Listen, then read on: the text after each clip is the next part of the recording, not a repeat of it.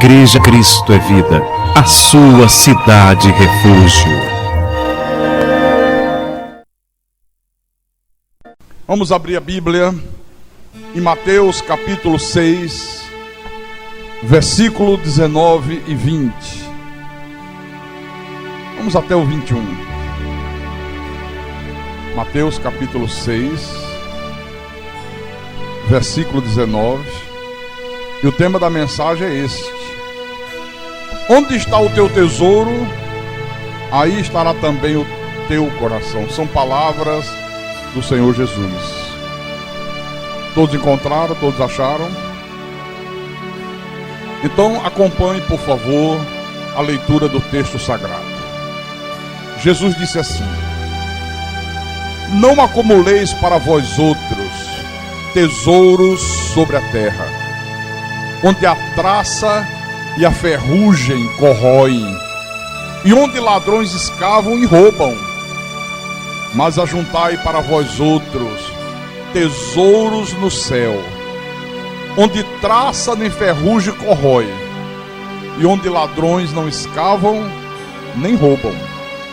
Porque onde está o teu tesouro, aí estará também o teu coração. Vamos orar para que o Espírito Santo nos faça compreender essa palavra. Oremos ao nosso Deus agora. Às vezes caio para ouvir a voz de Deus, então medito para ouvir a sua voz. Quão sutileza tocas no meu coração, e grande paz passo a sentir, sinto emoção. Ouvir tua voz quando me exortas, se é preciso. Ouvir tua voz quando me diz que estou contigo. Ouvir tua voz quando me ensinas o que preciso, me faz sentir cada vez mais que sou teu filho. Senhor Jesus Cristo, nosso Deus e nosso Pai, nós temos visto, meu Deus, que o mundo que não conhece a Tua palavra, que não conhece a Tua verdade, não tem feito outra coisa a não ser trabalhar para acumular tesouros sobre a terra. Riquezas, bens, sucesso, fama, prestígio. Tudo isso são tesouros que o mundo corre atrás. As pessoas vivem em função disso. Mas o Senhor está dizendo que nós não devemos fazer isto, que nós não devemos ter a preocupação de acumular tesouros sobre essa terra. Porque os tesouros que nós acumulamos sobre essa terra, a traça e a ferrugem podem corroer. De repente os ladrões escavam e roubam aquele tesouro. O Senhor disse: acumulem tesouro no céu, onde traça nem ferrugem corrói, nenhum ladrão consegue escavar e roubar o teu tesouro. Se não bastasse isso, o Senhor disse: olha, atentem para a importância do que eu vos ensino. Onde está o teu tesouro, aí estará também o teu coração. Então, no Senhor, que o teu Espírito Santo fale profundamente conosco nessa manhã, para que nós possamos entender essa questão, para que nós possamos compreender esse ensinamento. Usa-me como teu pastor, como teu servo, como anjo desse ministério, como profeta do Deus Altíssimo, e fala ao teu povo através de mim. Dá-me a capacidade, Senhor, para falar de temas tão profundos, porque a minha suficiência, ela vem do Senhor, o Deus eterno, o Deus todo-poderoso, o Deus bendito. E que tudo seja para a tua honra, para a tua glória, para o teu louvor e para o crescimento espiritual do teu povo. O crescimento espiritual da tua santa igreja, dos teus escolhidos, os pequeninos. Eu te peço, Senhor, em nome de Jesus, e que todos que creem digam amém e amém. Diga graças a Deus. Então, meus irmãos amados, minhas irmãs em Cristo, Igreja de Jesus Cristo, é muito importante que nós que somos de Deus, nós que temos a revelação da graça de Deus, nós que temos tido o privilégio de sermos ensinados em todo o desígnio de Deus, que a gente entenda, espiritualmente falando, que tudo que é desta vida é passageiro. Tudo que faz parte deste mundo é decadente, murcha, se acaba. Você pode ter hoje e não ter amanhã. Por exemplo, você vai num jardim muito bonito. A tua casa tem um jardim ou em qualquer lugar. Aí você vê uma rosa bonita, vermelha, ou uma rosa branca, ou uma rosa amarela, maravilhosa, linda. Aí você vai lá e corta o talinho da rosa e traz para casa. É muito lindo, é bonita. Aquela rosa está cheia de vida, aquela rosa está viçosa. Mas 2 dias depois, o que é que acontece com a rosa? Ela murcha. Perde toda a beleza, ela se acaba, né? Não demora 3 dias, irmão, é muito rápido. E você tem que pegar aquela rosa e fazer o quê? Jogar fora. Você tem que lançar fora. Agora, preste atenção nisso. Tudo nesse mundo, tudo nessa terra, passa exatamente por esse mesmo processo. Tudo é passageiro, tudo está murchando. Jesus disse aqui, a traça e a ferrugem corroem. A pessoa cuida do corpo, a pessoa que gosta de cuidar do corpo, quer ter um físico perfeito, ela malha, ela faz academia, ela faz caminhada, ela se cuida e deve se cuidar. É bom para a saúde, é bom cuidar do corpo, é bom você, né, fazer algum exercício físico. Isso é muito bom, muito importante. Só que tem gente que faz, não é pensando na saúde, faz pensando só na beleza física, só na aparência física. Mas o que acontece com a pessoa que faz isso? Com o passar do tempo, e o tempo passa muito rápido, tudo vai definhando, tudo vai envelhecendo e morre. Não é assim ou não é assim? Você hoje é jovem, tem uma beleza, o vigor da juventude, um físico, né, bacana, uma aparência jovial, mas o tempo passa. Daqui a pouco, esse rostinho bonito que você tem hoje, você jovem, menina, rapaz, com o passar do tempo, ele vai ficando igual um maracujá de gaveta. Vai murchando, vai ficando cheio de ruga. Mas é assim ou não é assim? É a realidade, queridos. Viu? Esse é o processo da vida. Só que a questão não fica resumida apenas a essas coisas que eu estou falando. Tem coisas muito mais profundas nessa questão aqui que Jesus ensinou de nós acumularmos tesouros sobre a terra.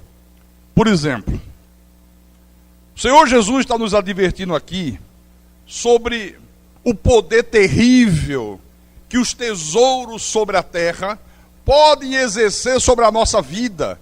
É isso que ele está alertando. Olha, os tesouros desse mundo, eles podem exercer um domínio violento sobre a tua vida, sobre você. Por exemplo, leia o versículo 21. O versículo 21, o que é que ele diz? Porque onde está o teu tesouro, aí estará também o teu coração. Agora, leia o versículo 24. ninguém pode servir a dois senhores. Por quê? Ou há de aborrecer-se de um e amar ao outro, ou se devotará a um e desprezará o outro. Não podeis servir a Deus e a riqueza. Então nós temos que prestar muita atenção nos termos que o Senhor Jesus usou aqui. No versículo 21 ele disse, o coração. Onde está o teu tesouro, ali estará o teu coração. Falou de coração. No versículo 24, ele está se referindo à nossa mente. Ninguém pode servir a dois senhores. Preste atenção nesse verbo servir. Quer dizer que Jesus usou o vocábulo coração e ele usou o verbo servir. Para quê?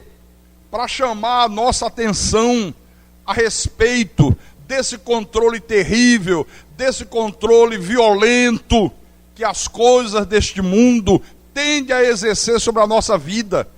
Os tesouros desta terra, irmão, podem afetar por inteiro a personalidade do homem. Os tesouros desse mundo, se você não tiver esse cuidado aqui, eles podem afetar a tua personalidade 100%. Porque eles não dominam apenas o coração, não, mas escraviza a mente do homem. E o pior de tudo, o mais grave de tudo, é que até a tua atitude espiritual acaba sendo controlada por essas coisas. Você já imaginou? A tua atitude espiritual ser controlada pelos tesouros dessa terra? Vamos ver um exemplo. Venha comigo em 2 Timóteo, segunda epístola de Paulo a Timóteo, capítulo 4, versículo 9 e 10. Você sabe que essa foi a última epístola que Paulo escreveu antes de morrer. Essa epístola Paulo escreveu quando ele estava dentro de um cárcere, dentro de uma prisão em Roma. Estava preso. E logo em seguida Paulo foi morto. Então ele disse assim, ele escreveu para Timóteo e disse: procura vir ter comigo depressa, porque Demas, tendo amado o presente século, me abandonou e se foi para Tessalônica. Olha que coisa impressionante. Por que Paulo escreve a Timóteo e diz: vem depressa ter comigo, eu preciso de você aqui, porque Demas me abandonou. Por que Demas abandonou Paulo? Porque Demas amou o presente século. Este homem aqui, Demas, irmãos, era um cooperador de Paulo. Esse homem esteve ao lado do apóstolo durante muito tempo do ministério de Paulo. Era quase que o braço direito do apóstolo. Você vê que pelo menos em 2 epístolas, Paulo cita esse homem aqui. Eu vou mostrar para você, depois a gente continua aqui. Abre em Colossenses. Está aí bem pertinho. Colossenses capítulo 4, versículo 14. Colossenses 4, 14. Vou ler. Ele diz assim: saúda-vos Lucas, o médico amado, e também Demas. Olha, Demas estava ao lado dele. Escreveu a epístola aos Colossenses e disse no finalzinho: olha, Lucas, o médico amado, também está saudando vocês, está mandando um abraço, está mandando um beijo. E também Demas. Demas estava ao lado dele. Agora, na epístola que ele escreveu a Filemon, antes de começar Hebreus, está lá a epístola de Filemon. Essa epístola tem um só capítulo. Então no versículo 23, outra vez ele faz a saudação e diz: saúdam-te Epáfras, prisioneiro comigo em Cristo Jesus, Marcos, Aristarcos, Demas e Lucas, meus cooperadores. Quer dizer que este homem era um cooperador de Paulo. Era um homem que estava ali lado a lado com o apóstolo. Agora vejam que coisa. No momento mais difícil da vida do apóstolo Paulo, quando Paulo está preso em Roma, quando ele está prestes a ser morto como verdadeiramente foi, ele escreve uma carta para Timóteo e diz: vem depressa, porque Demas, meu cooperador, tendo amado o presente século, me abandonou. Agora deixa eu explicar isso aqui. Não é que Demas tenha se acovardado, não. Ele não se acovardou. Ele não perdeu a sua coragem, não foi isso. O problema aqui é que ele amou o presente século. Ele quis se agarrar às vantagens que o mundo lá fora oferece. Esse homem começou a querer buscar as riquezas materiais. Ele começou a se preocupar com o lazer, com as vantagens pessoais. Porque se ele tivesse permanecido ao lado de Paulo, não teria como ele satisfazer essas coisas. Se ele tivesse permanecido ao lado do apóstolo, se ele tivesse permanecido na sua fidelidade a Deus, ele não teria como, sabe, buscar vantagem pessoal. Você lembra que Jesus disse assim, quando as pessoas queriam seguir Jesus, ele disse, olha, vocês querem me seguir? Quero, Senhor. O Filho do Homem não tem onde reclinar a cabeça. Eu não tenho pousada certa, não tenho lugar certo. Às vezes durmo num barco. Às vezes durmo com a cabeça numa pedra, como se fosse travesseiro. Jesus estava dizendo, é duro me seguir. Não é fácil. Se você não está disposto ao sacrifício, se você não está disposto a pagar um preço, se você não está disposto a pegar a tua cruz e carregá-la, desista. Desista. Por exemplo, se eu fosse um homem que amasse o presente século, eu nunca seria pastor. Ou teria desistido de ser pastor. Porque como pastor, eu jamais poderia desfrutar daquilo que eu desfrutava lá fora. Não teria como desfrutar. Então, se eu amasse o presente século, eu largava esse negócio de pastor. Ia buscar fama, ia buscar dinheiro, ia buscar sucesso lá fora no mundo. Então, Demas, esse Demas aqui, ele não se entregou à impiedade. Ele não se entregou ao pecado, ele não foi se prostituir, não é que ele foi lá viver uma vida devassa, o que provavelmente deve ter acontecido depois. Porque quando você larga os tesouros espirituais para buscar os tesouros materiais, as consequências são estas. Acaba enveredando pelo caminho da iniquidade, acaba enveredando pelo caminho do erro. Então este homem aqui, ele preferiu a sua conveniência particular, ele ficou preocupado com a sua segurança pessoal, ele começou a ficar preocupado com o seu bem-estar. Ele disse, olha, esse negócio de seguir Jesus é difícil, olha o homem preso aí, olha lá ele que é o homem de Deus, ele que fala com Deus, ele que foi o escolhido, olha a situação que esse homem está, preso dentro de uma prisão, atrás das grades. E ele já tinha visto outros sofrimentos pelos quais o apóstolo Paulo havia passado. E ele disse, realmente, se eu continuar nesse caminho, está difícil. Eu vou passar pelo mesmo que ele passou. Não, mas eu quero ter uma vida boa.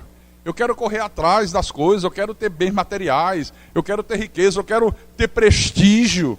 Pregar essa palavra não traz prestígio, traz perseguição. Quando eu pregava o falso evangelho, alguns aqui me conhecem há mais de 20 anos, eu era idolatrado. Sabe o que é idolatrado? Idolatrado. Eu chegava no estádio Presidente Vargas, colocava uma multidão, enchia a arquibancada, enchia o gramado, e ficava outra multidão do lado de fora. Tinha que botar os carros de som para transmitir a mensagem. As pessoas assistiam do lado de fora, porque não cabia lá dentro. Eu tinha que sair cercado de gente assim, ó, como se fosse segurança. Porque se deixasse, as pessoas me colocavam no ombro e carregavam como se fosse um Deus. Quem foi dessa época aqui? Quem me conheceu nessa época? Não era assim ou não era assim? Mas hoje que eu prego a verdade, hoje que eu prego aquilo que Paulo pregou, como é que eu sou tratado aí fora? Como um herege. Um herege. As pessoas não dão o mínimo valor, não querem nem saber, entendeu? Até viram as costas quando me veem. Então foi isto que este homem aqui viu. Ele disse, não, isso não dá certo não. Eu não quero isso não, eu quero prestígio, eu quero fama, sabe? E foi em busca disso que ele foi. Que coisa, né? Deixou o apóstolo Paulo entregue à sua própria sorte. Veja o que Jesus diz aqui no livro de Lucas. Abra no livro de Lucas, capítulo 21, versículo 34. Encontraram? Então vou ler. Tá? Lucas capítulo 21, versículo 34 em diante.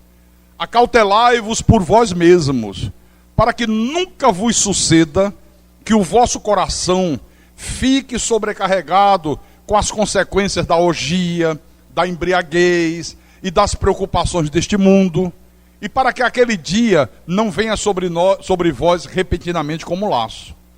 Pois há de sobrevir a todos os que vivem sobre a face de toda a terra. Vigiai, pois, a todo tempo, orando, para que possais escapar de todas estas coisas que têm de suceder e estar em pé na presença do Filho do Homem. Quer dizer que não é só a prática do mal que prejudica você, que me prejudica. Se os cuidados deste mundo começar a tomar conta do teu coração, olha, os cuidados deste mundo, eles serão tão ou mais perigosos do que o alcoolismo, do que a prostituição, do que a bruxaria. Porque às vezes, irmão, a pessoa fica obcecada só em dar um padrão de vida elevado à família, ver a família numa boa situação financeira. Às vezes ela fica obcecada só em dar conforto aos filhos. E aí vai esquecendo dos valores espirituais. E aí a pessoa passa a fazer qualquer coisa para satisfazer esse desejo que ela tem. Ela é capaz de faltar culto por causa de ganhar mais um dinheirinho, mais um trocado. Não, mas eu tenho que olhar para minha família em primeiro lugar. Puxa, eu tenho que dar um conforto para minha mulher, para meu filho, para meu marido. Não dá para ir à igreja. Não, olha, é o meu trabalho, eu tenho que trabalhar, eu tenho que ganhar dinheiro. Não, domingo não dá para ir à igreja, porque domingo, Érigles, eu vendo muita coisa. Eu não posso desprezar o domingo, porque eu tenho uma meta. Eu quero comprar uma casa própria. Eu quero que a minha família tenha uma casa própria. Eu quero botar o meu filho no melhor colégio. Eu quero comprar a melhor roupa. Eu quero colocar a melhor comida dentro de casa. Nada contra. Nada contra. Isso é um desejo bom. Desde que você não fique obcecado por isso. Desde que você deixe as coisas acontecerem da maneira que Deus queira que elas aconteçam. Porque se Deus quiser que você tenha casa própria, você vai ter. Trabalhando normalmente, sem sacrificar os valores espirituais, sem sacrificar a tua vida espirituais. E você nunca vai fazer qualquer coisa para satisfazer os desejos do teu coração. Você diz, não. Aquilo que é pernicioso, aquilo que é contrário a Deus, aquilo que é pecaminoso, aquilo que me prejudica espiritualmente, isso eu não faço. Isso não vou fazer.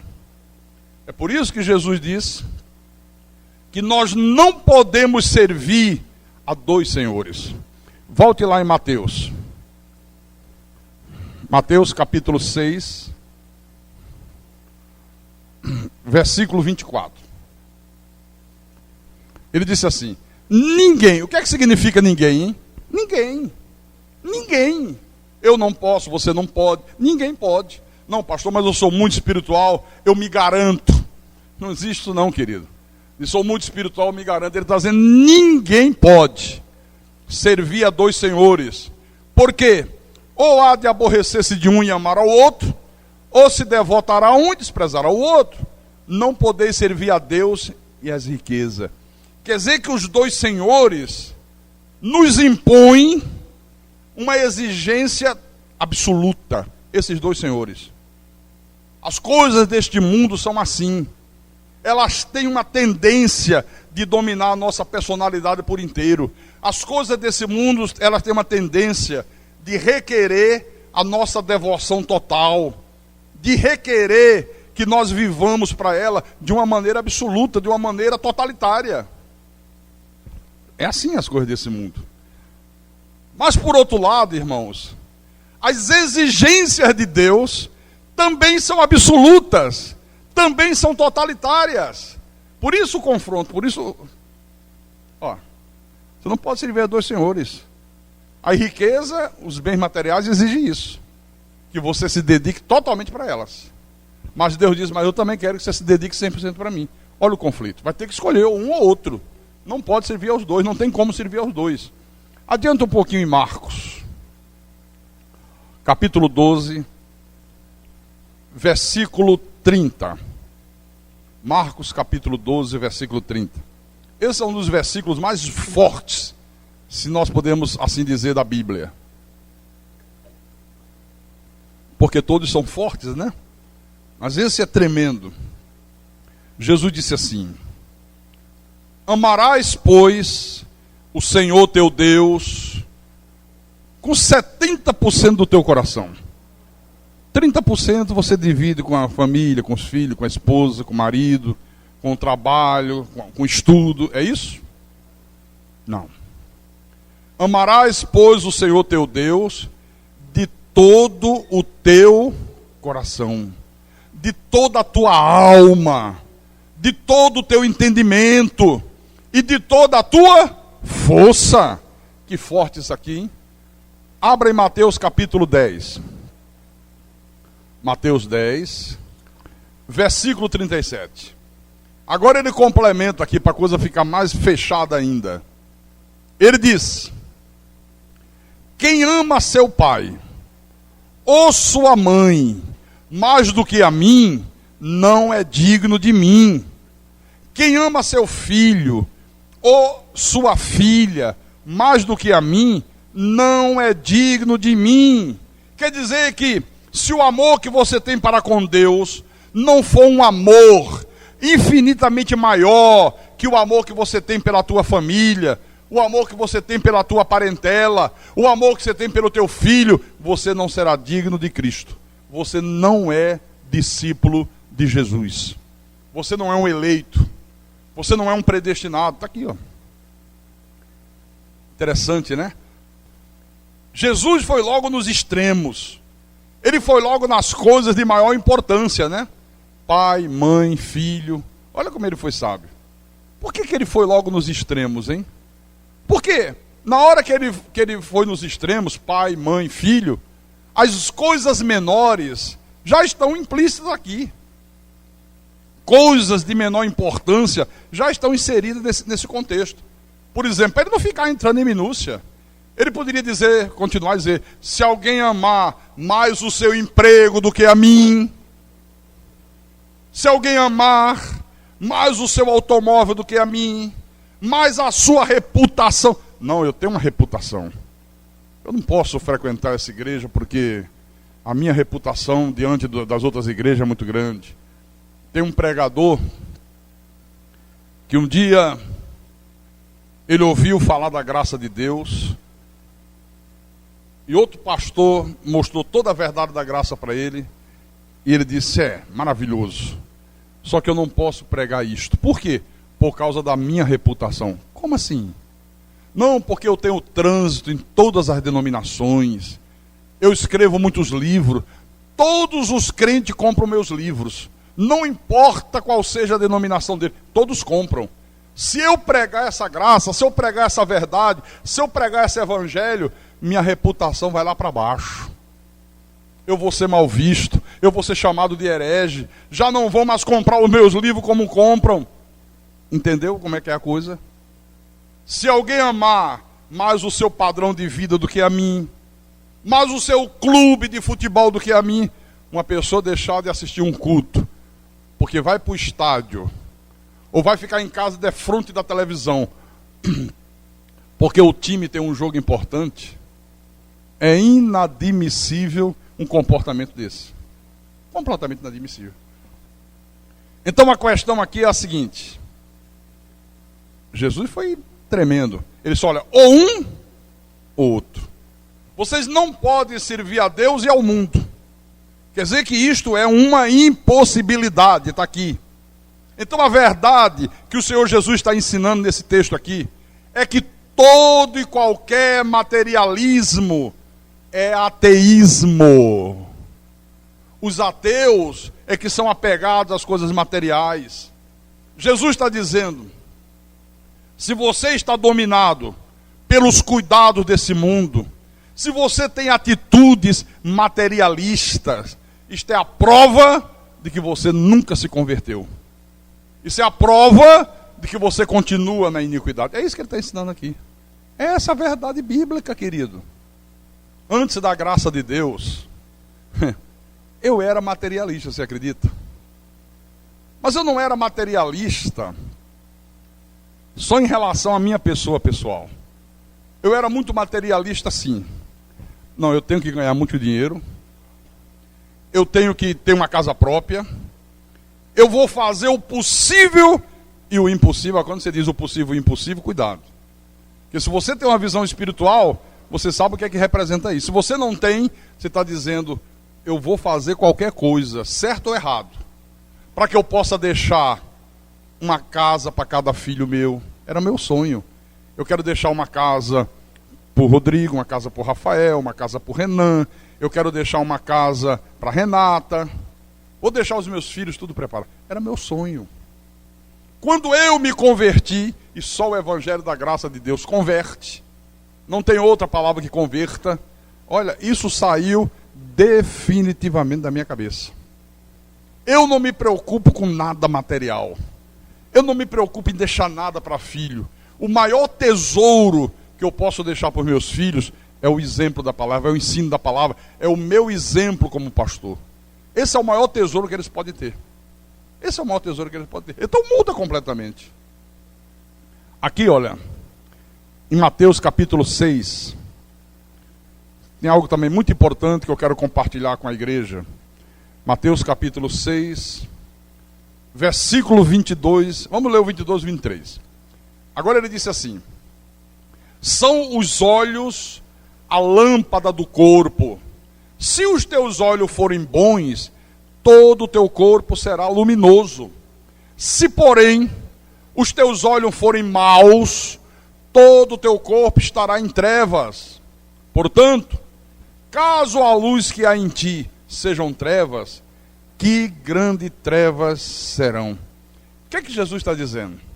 Se os teus olhos forem curados, todo o teu corpo será luminoso. Não são esses olhos físicos. Ele está falando aqui de olhos espirituais.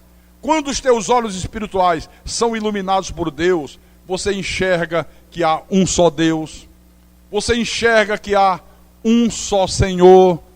Quem não tem olhos curados, quem não tem olhos iluminados, só vê treva, vê três deuses, né? Vê três pessoas distintas.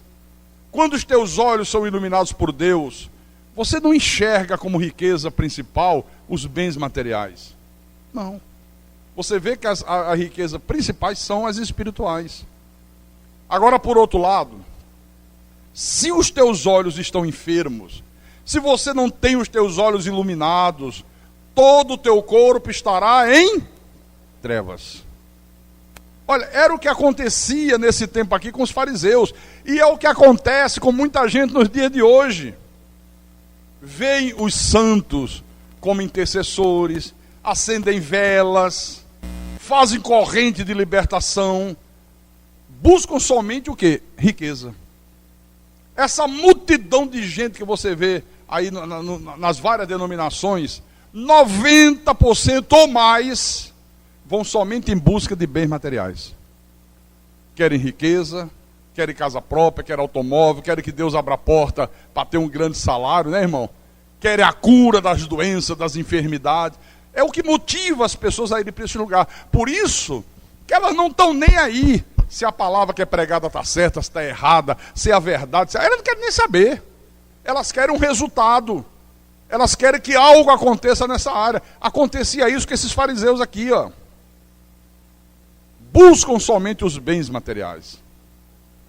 Aqui no final Jesus disse assim: caso a luz que há em ti sejam trevas, que grandes trevas serão. Interessante isso aqui, né? Que luz é essa, hein? Que luz é essa? Que eles, caso a luz que haja em ti, que luz é essa? São os valores espirituais. Se os valores espirituais que estão na tua vida não estiverem em linha com a palavra de Deus, se não estiverem em linha com esse evangelho da graça de Deus, que o Cristo ressuscitado revelou a Paulo, se os valores espirituais que estão na tua vida não estão de acordo com essa palavra são doutrinas de homens, são heresias destruidoras, são ensinos de demônio, é misticismo, é paganismo. Jesus disse o que aqui? Que grandes trevas serão. Olha, meu irmão, minha irmã em Cristo, a pessoa que pensa que é espiritual, só porque ela fala de Deus, só porque ela afirma em alto e bom som que crê em Jesus, a pessoa que pensa que é espiritual, só porque frequenta um culto de igreja, se essa pessoa não se alimenta da verdade sagrada, se essa pessoa, mesmo frequentando a igreja, mesmo frequentando os cultos, mesmo afirmando crer em Jesus, se ela é uma pessoa que vive apegada às coisas terrenas, irmão, se ela é uma pessoa que vive apegada às coisas materiais, essa pessoa está vivendo em grandes trevas. Grandes trevas. Já pensou isso aqui? Porque às vezes a pessoa tem o privilégio de ser ensinada, tem o privilégio, como vocês têm, de aprender a verdade sagrada, mas ela continua no erro, ela continua mergulhada em trevas, ela está demonstrando que é filho do diabo, porque os filhos do diabo é que são assim. Não adianta que eles não mudam nunca, pode ensinar o que for. Um filho do diabo às vezes vem até para a igreja, às vezes fica um tempo, 2 tempos, não todo o tempo, porque uma hora ele se vai, uma hora acontece alguma coisa que ele pula fora, vai embora. Ele pode ouvir 500.000 pregações sobre a verdade de Deus, nada muda na vida daquela pessoa. Tem um exemplo na Bíblia que eu gosto muito de mostrar. Venha comigo, por favor, em 2 de Reis, capítulo 17. 2 de Reis, capítulo 17. Versículo 24. Vamos ler o 24 e o 25. Esse exemplo aqui é tremendo. Encontraram já, irmãos? Todo mundo encontrou? Todo mundo já chegou lá?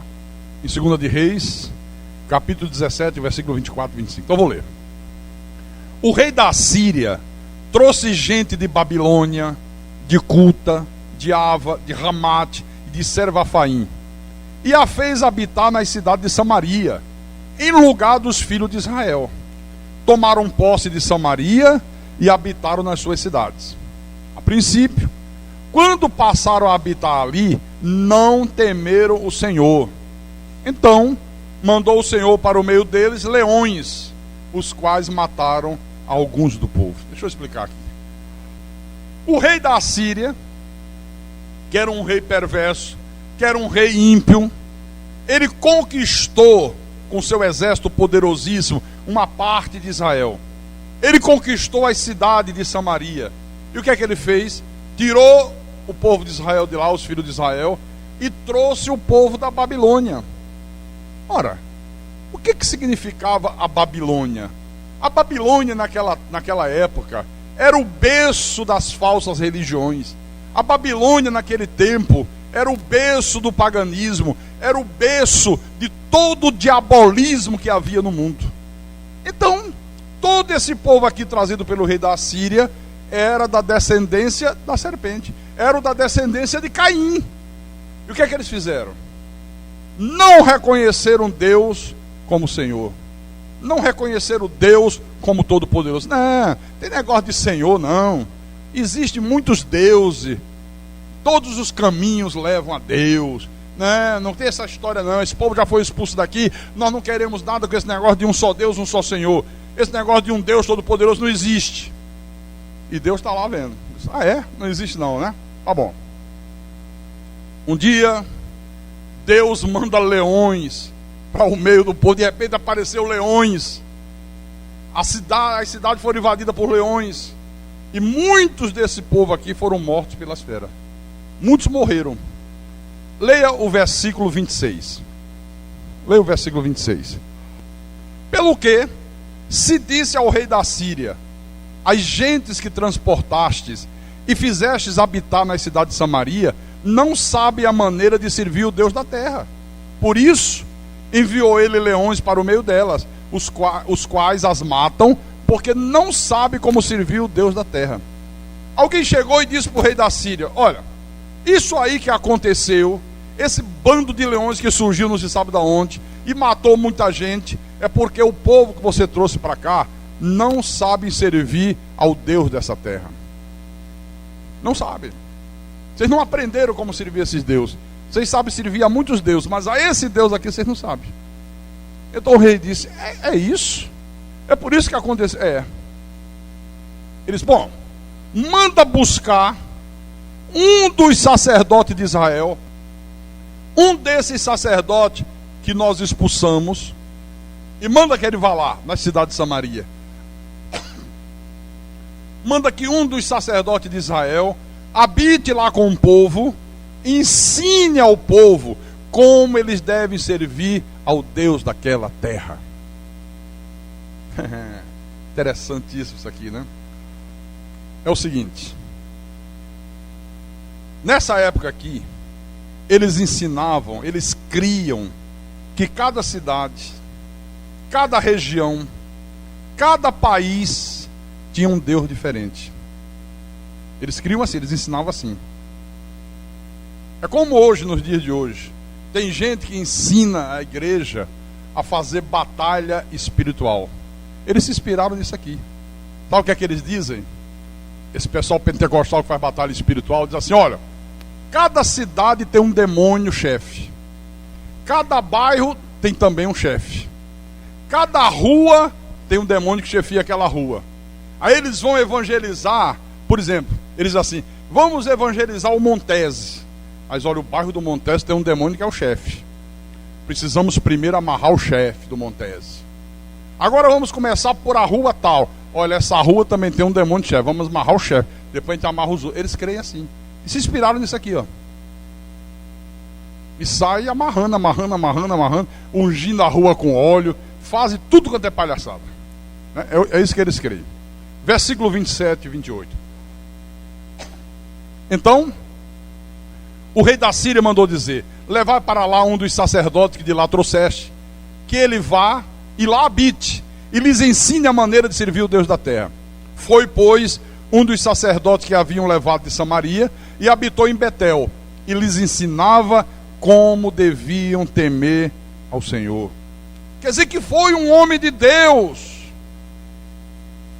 habitou com eles, ficou lá ensinando aquele povo como é que eles deviam servir a Deus, pregando a palavra, pregando a verdade, dizendo: olha, se serve a Deus assim, se serve a Deus dessa maneira, dessa forma. Tá, eu pergunto, adiantou? Resolveu o problema? Leia o versículo 29. Leia o versículo 29. Porém, cada nação fez ainda os seus próprios deuses nas cidades em que habitavam, e os puseram nos santuários dos altos que os samaritanos tinham feito. Os da Babilônia fizeram Sucote e Benote, os de Cuta fizeram Nergal, os de Ramate fizeram Azima, os Aveu fizeram Nibais e Tartaque. Eita, se dá até nó na língua. E os servavitas queimavam os seus filhos a Adrameleque e a Anameleque, deuses de Servafaim. Versículo 32. Mas temiam também ao Senhor. Dentre os do povo constituíram sacerdotes dos lugares altos, os quais oficiavam a favor dele no santuário dos altos. De maneira que temiam ao Senhor e ao mesmo tempo serviam aos seus próprios deuses, segundo o costume das nações dentre as quais tinham sido transportados.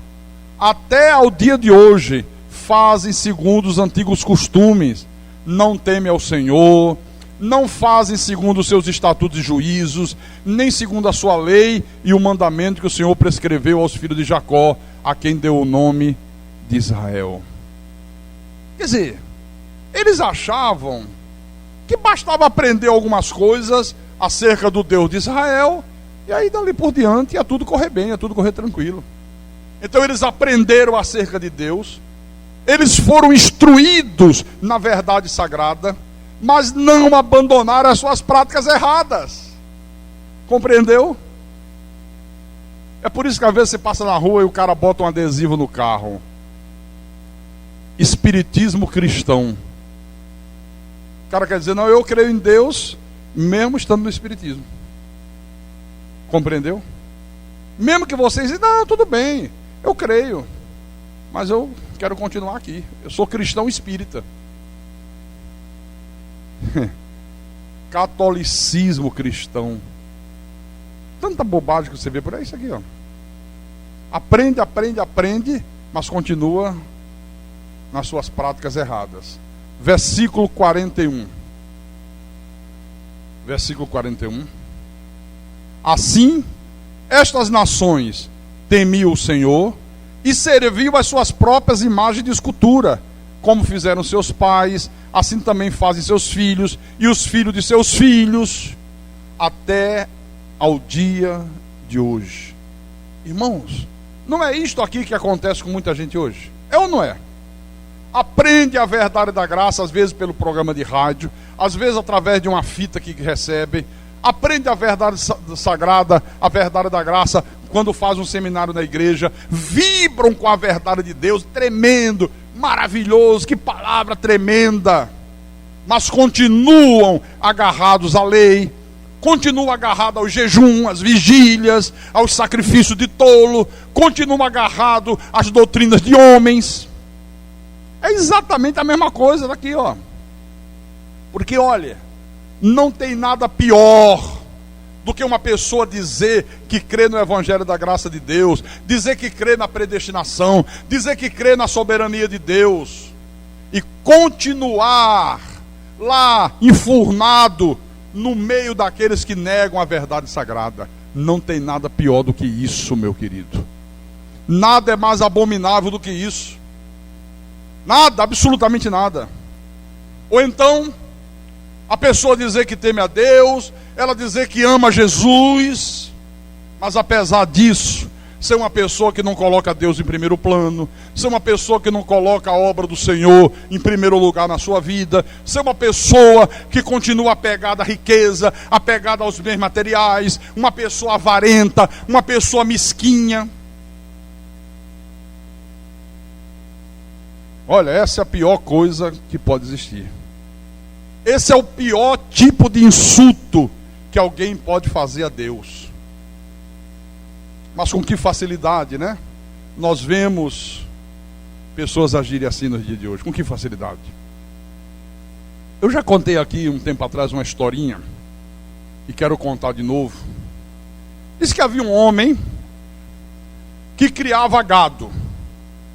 Um criador de gado. Muitas cabeças de gado lá. Aí que um dia ele chegou em casa muito feliz, porque a melhor vaca que ele tinha acabado de dar à luz a 2 bezerros. Um bezerro branco e um bezerro marrom. Aí ele chegou em casa feliz, chamou a mulher dele, só olha aquela vaca, aquela que é premiada, aquela que já ganhou todos os prêmios nas exposições de animais que eu levo. Ela acabou de dar à luz a 2 bezerros. E eu sinto no meu coração que eu devo ofertar a Deus um desses bezerros aqui. Eu sinto de ofertar a Deus, porque quando esse bezerro crescer, olha, vai valer uma fortuna. É filho de uma vaca premiada, vale uma fortuna. Mas eu sinto de Deus que eu devo pegar um desses 2 e ofertar ao meu Deus. Foi o que esse homem disse para a mulher dele aqui, ó. Quando chegar na época que eles estiverem adultos, a gente leva para uma exposição, a gente vende os 2, vamos ganhar muito dinheiro, mas o dinheiro da venda de um deles eu vou ofertar na igreja, eu vou doar para a igreja, eu vou ofertar para Deus. Foi o pensamento desse homem. Aí a mulher dele disse: opa, que maravilha, que beleza. Me diga uma coisa, meu querido, meu filho, meu marido amado, qual desses 2 bezerros aqui você vai ofertar a Deus? Eu disse: não precisa definir não. Você vai ofertar o branco ou o marrom? Eu disse: não precisa se preocupar com isso não. Eu vou ofertar um deles. Vamos criar os 2 juntos, vamos criar da melhor maneira como nós sempre criamos, vamos dar a melhor ração, vamos dar todos os medicamentos. quando chegar o tempo certo de vendê-los, nós vamos fazer como temos prometido a Deus. Esse era o desejo que ele dizia ter no coração. 2 anos depois, já eram 2 bois adultos, imensos, valiosíssimos. Aí o fazendeiro chegou em casa, entrou porta dentro, chateado, semblante caído, triste. E a esposa disse: o que é que houve, meu querido? Você chegou tão para baixo, uma tristeza tão grande no teu olhar. Ele disse: minha mulher, minha querida, estou muito triste. Eu não estou conseguindo controlar o choro. Eu estou sentindo a minha alma amargurada. Por quê? O que é que houve? Ele disse: o bezerro do Senhor morreu. O bezerro do Senhor morreu. Irmão Menezes já está rindo ali. Aí a mulher dele: mas meu marido, como é que o bezerro do Senhor morreu se você ainda não tinha decidido qual dos 2 bezerros era o bezerro do Senhor? Você não tinha ainda decidido qual dos 2 você ia ofertar a Deus. Como é que você disse agora que o bezerro do Senhor morreu? Ele disse: não, minha mulher, é o seguinte, na verdade, eu já tinha decidido desde o início que o bezerro branco era o bezerro do Senhor. E foi exatamente o bezerro branco que morreu, minha querida. Agora eu pergunto, com todo respeito, será, meus irmãos, que muitas pessoas que vivem dentro de igreja, que participam de culto, que cantam, que louvam, que adoram, que têm Bíblia, que dizem que amam a Deus, que dizem que amam a igreja, será que muitas delas não estão fazendo exatamente a mesma coisa que esse homem fez no dia de hoje? Quando o dinheiro fica curto, quando elas enfrentam uma crise financeira, quando vem um aperto qualquer, a primeira coisa que a pessoa faz é deixar de ofertar a Deus na igreja. É a primeira providência que ela toma. Olha, eu estou passando por um aperto, estou passando por uma dificuldade, eu não posso ofertar. Tem gente que deixa até de dar o dízimo. Isso aqui, ó. Ou então, se a pessoa está cansada, muito cansada, fadigada, ou então se ela está um pouco doente, ela não falta o trabalho, mas ela falta o culto da igreja. Olha, eu estou muito fadigado, eu estou numa fadiga que você não imagina. É mesmo, é. Por isso que eu nem vim quarta-feira à igreja à noite. Estou muito cansado, Deus sabe. Tu trabalhou quarta... Não, trabalhar eu trabalhei. Não falta o trabalho. Trabalho ela não falta, mas ela falta o culto da igreja. Se tem um aniversário de um ente querido, alguém que ela ama, alguém que ela estima, e esse aniversário é no dia do culto, adivinha o que ela faz? Ela vem para o culto ou vai para o aniversário? Vai para o aniversário. Não, mas é o aniversário do meu filho. Não, mas é o aniversário da minha mulher. Entendeu? E ela resolveu fazer um bolinho quarta-feira à noite. Eu não posso ir para a igreja. Já pensou? Se eu chegar em casa 9h30, 10 da noite, ela vai dizer que foi falta de consideração. Como é que pode? Você sabe que é meu aniversário. Você sabe que eu gosto de fazer um bolinho, reunir a turma. Se um filho precisa que o pai faça qualquer esforço por ele, às vezes o filho nem merece isso, o pai vai lá e faz. Às vezes tira dinheiro de onde não tinha, de onde não podia tirar, mas tira para socorrer o filho. Mas se a igreja precisar, não pode contar com ele. Não pode contar com aquele pai, não pode contar com aquela pessoa. É terrível, né? E existem muitas outras coisas que acabam recebendo a primazia. As pessoas colocam em primeiro lugar, no lugar de Deus. Olha, meu irmão e minha irmã,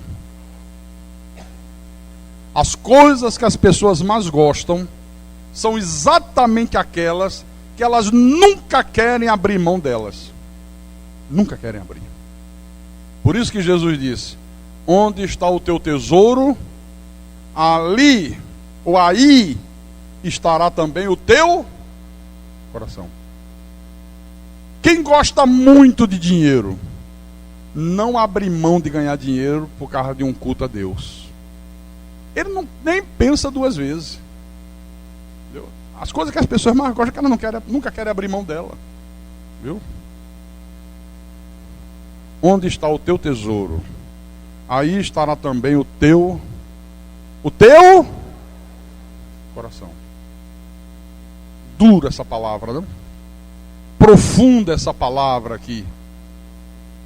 E eu pergunto: onde está o teu tesouro? Ah, pastor, o meu maior tesouro é minha casa de praia. Casa de praia, é. Não, meu maior tesouro é minha fazenda. Tem uma fazenda. Vem um feriadão. Adivinha quando a pessoa corre no feriadão? Nós tivemos um feriado agora, não foi? Sexta-feira, quinta-feira. Não foi? Quinta foi feriado, né? Quantas pessoas faltaram o culto de quarta-feira aqui? Vocês viram como faltou gente? Até comentei aqui. Mas o feriado era na quinta. Mas tem gente que diz: não, eu vou logo na quarta. Mas, não, só tem o culto. Quarta-feira de importante só tem o culto.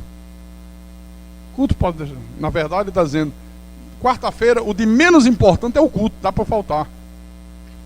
Vou embora. E vai mesmo, não quer nem saber, meu querido. Compromisso com Deus e nada é mais importante. Nada é mais importante. É isso que Jesus está ensinando aqui, ó. Não, pastor, é o meu filho.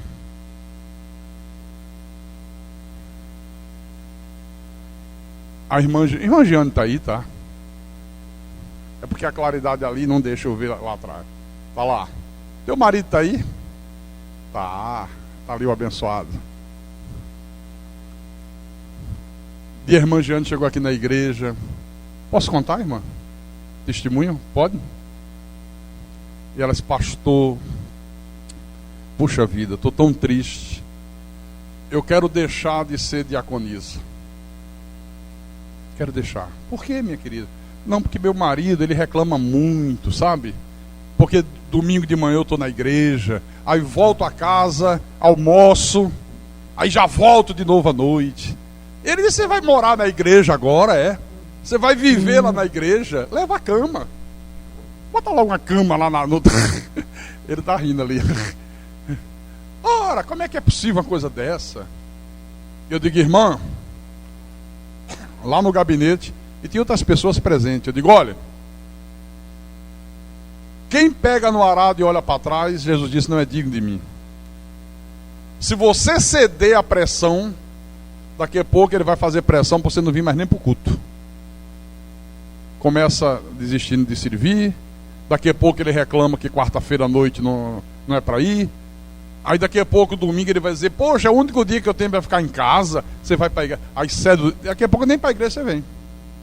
Mas pastor, e se o homem for embora?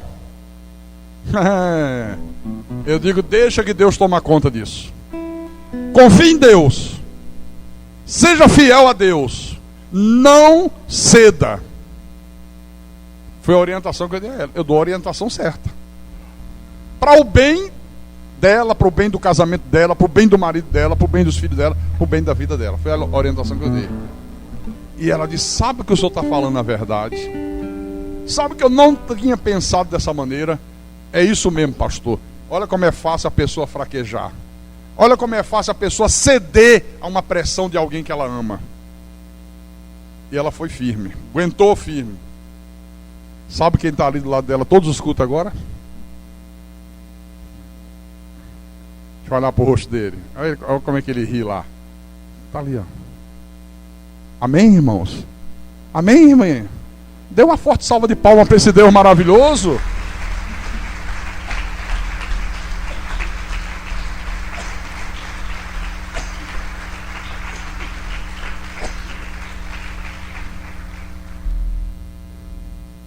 Eu lembro, e por isso eu oriento certo, eu não conhecia ainda essa verdade aqui. Eu estava dando os primeiros passos na minha vida espiritual. E a minha mulher era completamente contra de eu fazer a obra de Deus. Então eu trabalhava na Nuclebras, todo dia acordava 4:30 da manhã, largava às 6 da tarde e ia para o templo. Chegava em casa meia-noite. Isso era a semana toda. Aí, achando pouco, eu decidi sábado à tarde ir ajudar o pastor lá numa igrejinha que tinha no Grajaú, no Rio de Janeiro. Era isso. Como é que é a história? Já não basta a semana toda, só chega em casa meia-noite, agora de igreja. Realmente era um exagero, mas eu estou dando esse exemplo para você entender. Ela disse: olha, desse jeito não vai dar certo, não vai dar certo. E começou a confusão, era briga em cima de briga. Aí eu fui falar com o pastor, entre aspas. Se fosse um pastor de verdade, teria orientado como eu orientei a irmã ali. Eu disse: olha, pastor, está acontecendo isso, isso e isso. Minha mulher está uma arara, ela chora, ela grita, daqui a pouco ela vai meter a mão em mim. O que eu faço? Ele disse: não, dê um tempo. Dê um tempo. Não fique mais vindo dia de semana. Sábado não venha. Venha só domingo de manhã. Aí eu digo: tá bom, vou fazer como você está me ensinando, como você está me orientando. E fiz exatamente isso. Dia de semana eu não ia mais. Sábado não ia mais. Ia domingo de manhã e ela continuava reclamando do mesmo jeito. Do mesmo jeito. Quer dizer que o problema não era a obra, o problema era ela. O problema estava nela, não estava em mim. Continuou do mesmo jeito. Aí me aborreceu tanto, e eu não tinha a firmeza espiritual que eu tenho hoje, por causa do conhecimento, não tinha conhecimento nenhum. Um dia eu disse: pois a partir de hoje, não vou mais à igreja a hora nenhuma. E tem mulher que parece que fica cavucando o homem para ver isso acontecer, né? Tem mulher que é um problema, sabe? O marido está ali direitinho, vai para a igreja, vai para os cultos. Antes bebia, não bebe mais. Antes era mulherengo, não era mais. E a mulher fica pegando no pé do cara: você só quer saber da igreja, você agora não sai da igreja, tudo que você agora é Bíblia. Aí não digo o cara desembeste e faz a coisa errada e vai gostar. Eu não fui mais para a igreja. Não demorou um mês. Sabe o que eu estava fazendo? Fumando. Fui fumar, bebendo, se prostituindo. O ambiente de trabalho que eu trabalhava era horrível, cheio de mulheres vadias. Não demorou muito, eu estava outra vez na lama. Foram 4 anos de sofrimento, mas sofrimento atroz, sofrimento cruel. E ela pagou um preço caro, muito caro. De me ver sair do trabalho, dizer que ia jogar futebol, não estava jogando futebol nenhuma, e chegar no outro dia, 9 horas da manhã. E com a cara mais cínica: onde é que você estava? Tá jogando bola. Bola? É. Onde foi esse jogo? Não, foi em tal lugar, mas teve uma briga, e foi parar todo mundo na delegacia, o delegado não deixou sair, tudo mentira. Qual foi a delegacia? Eu disse a delegacia, ó. Ela pegou o telefone e foi conferir. Ligou para a delegacia: escuta uma coisa, essa noite teve um grupo aí que estavam jogando bola e brigaram, e teve sim, o delegado mandou ficar todo mundo, o cara confirmou.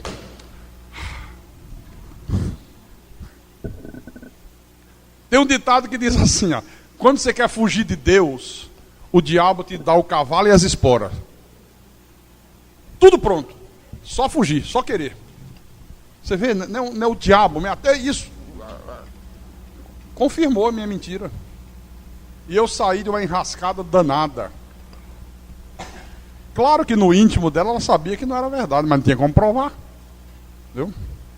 Foram 4 anos sofrendo, irmãos. 4 anos padecendo.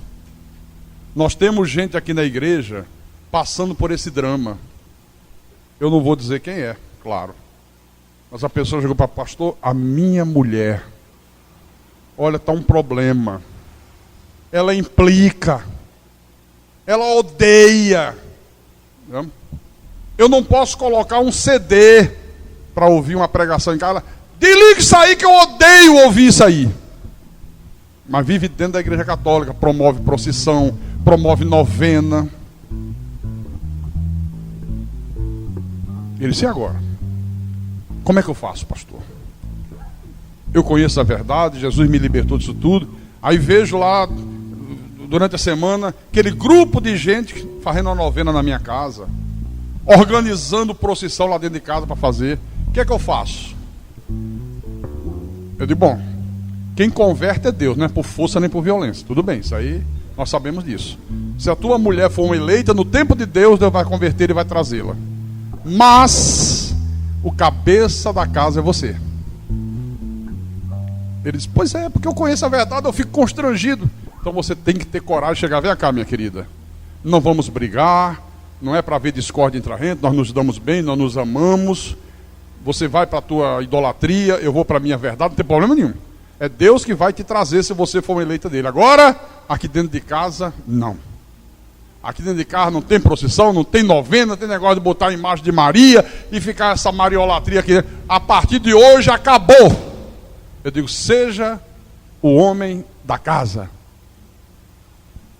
E tem que ser assim. Sofri 4 anos, padeci, gemi, vi a minha vida destruída, vi a minha vida no fundo do poço.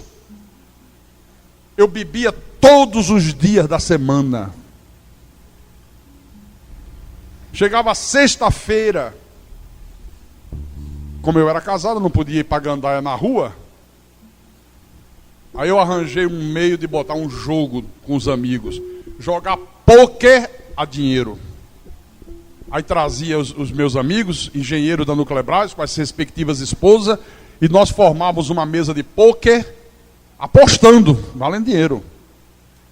Que teve final de semana de começar 8 horas da noite de sexta-feira e acabar, adivinha a hora? Adivinha que hora a gente acabava o jogo? Começando 8 da noite. E até que horas? Hã? Até 8 da manhã do outro dia. Errou. Teve um dia que nós fomos de sexta a domingo. A noite toda de sexta, o dia inteiro de sábado, a noite inteira de sábado, até domingo à noite. Sem levantar. Bebendo, fumando e apostando dinheiro. Veja que destruição de vida. Até que um dia, Deus disse, bora garoto, tua história é outra. E aí eu aprendi. E veio pressão de novo. Você vai largar esse emprego? Vou. Se largar, acabou o casamento. Bom, se acabar o casamento, Deus me dá outra. Olha, se você não me acompanhar, se você não ficar do meu lado, Deus vai tirar a tua vida, viu? Porque ninguém pode impedir de eu fazer a obra dele. Deus vai tirar a tua vida e vai botar outra do meu lugar, porque eu não vou deixar de fazer. E segurei firme. O que é que a minha esposa é hoje? Pastora.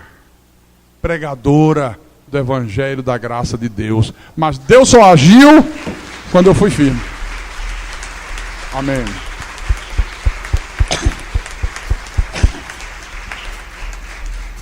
Amém, irmãos? Onde está o teu tesouro? Aí estará também o teu coração. E quem tem ouvidos para ouvir, que ouça o que o Espírito